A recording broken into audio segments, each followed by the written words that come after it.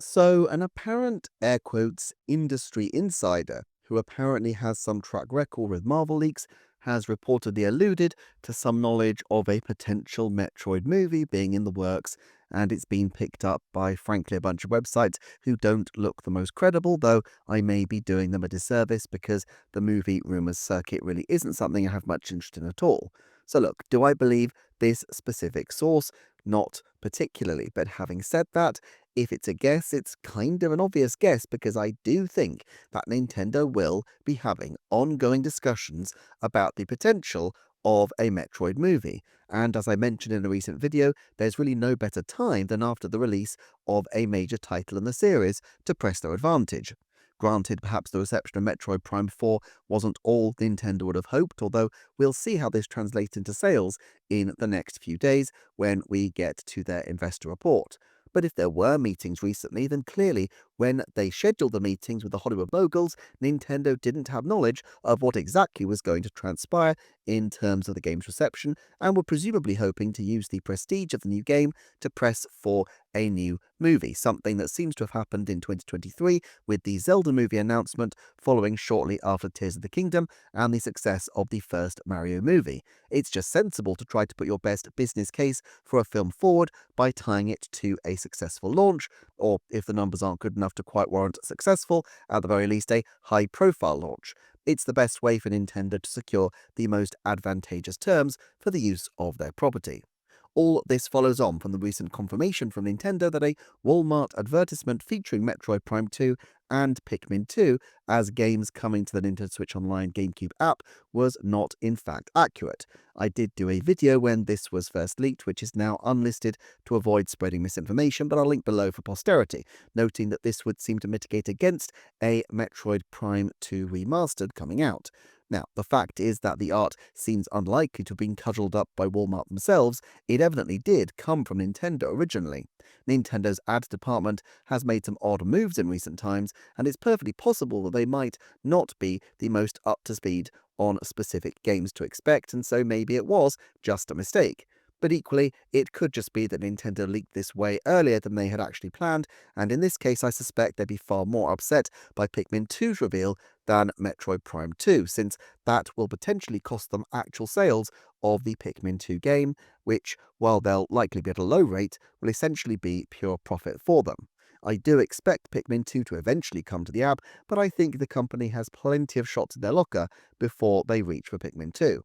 As for Metroid Prime, though, I've mentioned before the possibility that we could see a Xenoblade-style situation where we see remasters interspersed with new entries going into the future. I've also discussed before that this makes sense in collaboration with a film strategy, i.e., if they're banking that a whole new audience discovers Metroid, they will want a big back catalogue of strong entries to be available for new viewers to peruse. Of course, there's also a risk because if Nintendo really do put out a film they have full confidence in, not a 90s Mario kind of thing, but a properly good movie, and people then don't respond with enthusiasm, then likely they will just have to concede that they have reached the end of the line with Metroid, and the audience just is not strong enough to support it. Maybe they'll keep going with smaller scale 2D entries, but more major expansions may be off the table. In the meantime, though, this does give an incentive to continue Metroid, hoping that the games will continue to be able to be sold indefinitely. Let's be clear, though, even if people are talking about a Metroid movie, this kind of thing takes years and years, even when one of the parties is not as notoriously quality sensitive as Nintendo. We know from leaks that discussions were taking place with Avi Arad years and years before the Zelda movie deal was closed. I do think a Metroid movie or show has to be a relatively high priority for Nintendo in many respects, simply because out of their core franchises, Metroid is the one that struggles the most in raw sales and yet has clear potential for narrative expansion.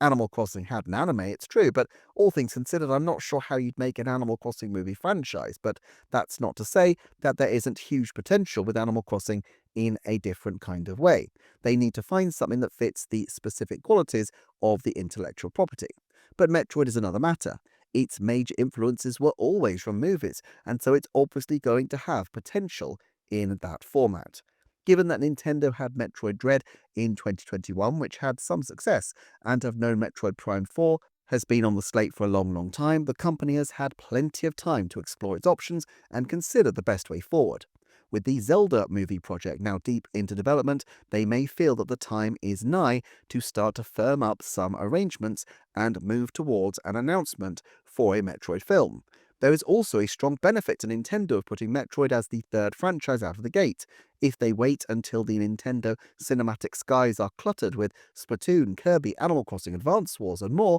then Metroid will be far less prestigious. But Metroid has long been considered the third sibling of the Famicom triptych of action franchises that started with Super Mario Bros. And The Legend of Zelda, and replicating that in the film space does make a certain kind of sense. Also, since the film industry is largely American, and Metroid has always been perceived as more American-facing, with Metroid Prime 4 even being requested by Nintendo of America, Nintendo may feel that the property would have more salience in the international markets than something with more of a specific Japanese appeal like Kirby, Pikmin, or Splatoon.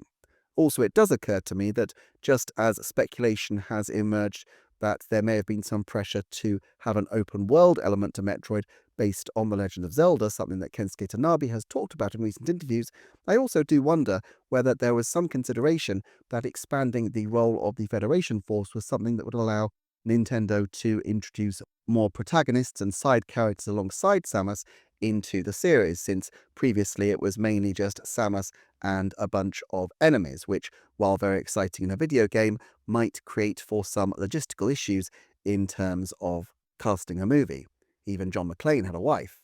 Ultimately, a lot will rest on the sales of the game, which we will see the first signs of soon, but even then, we should exercise caution in overinterpreting. For one thing, Nintendo will have a lot of granular statistics about the numbers which we might just not be privy to. For example, if a lot of people who weren't previously Switch owners, or a lot of people of particular demographics who buy many other titles, perhaps third-party titles, are the people who are purchasing Metroid Prime 4, and specifically if they buy the Switch 2 for Metroid Prime 4, it could still be valuable to Nintendo in its own way, even if the headline numbers are low. It just depends on the kind of people they're bringing in. Also, it's crucial to remember that Nintendo views these titles as selling not over 10 or 20 weeks, but over 10 or 20 years, if not more. They've already sold Metroid Prime 2 twice, in the original form and in the Trilogy collection, and so finding a way to sell it a third time would make sense, albeit it's true that a remaster would be a pretty expensive exercise, and the potential sales at the moment appear like they would be quite low. Nintendo just needs now to find an advertising strategy that actually gets people to discover Metroid in the first place, and they will hope that a rising tide will lift all of the Metroid boats.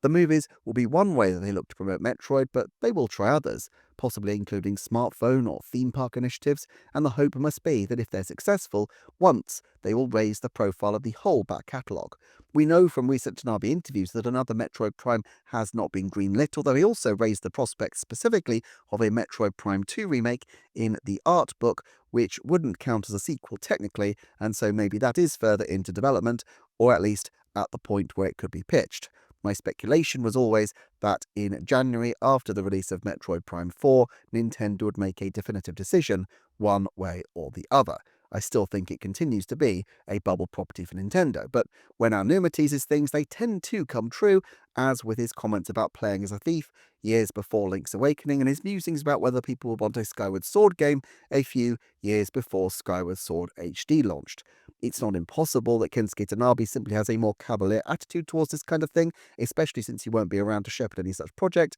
and perhaps he was just trying to put pressure on Nintendo to go the way that he wanted, but since Nintendo presumably cleared all the statements ahead of time, it's probably something that Nintendo are at least warming to the possibility of, and I've mentioned before that I think it seems like an incredibly logical first game for new producer Risa Tabata, given that her first Paper Mario was also a remake of a celebrated game, The Thousand Year Door, and given that the first game where she had major input was the original Metroid Prime 2, so it's kind of bringing her full circle. There are also multiplayer elements that might be beneficial with game chat, and the game might benefit from a second draft in certain respects, given some of the design choices. At any rate, I'm optimistic that sooner or later we will see an announcement of a Metroid video project of some description. I've got another video coming up soon which goes into exactly how I could see Nintendo's next audio-visual projects going, but my personal preference would actually be something closer to a television series that leverages the incredible and complex universe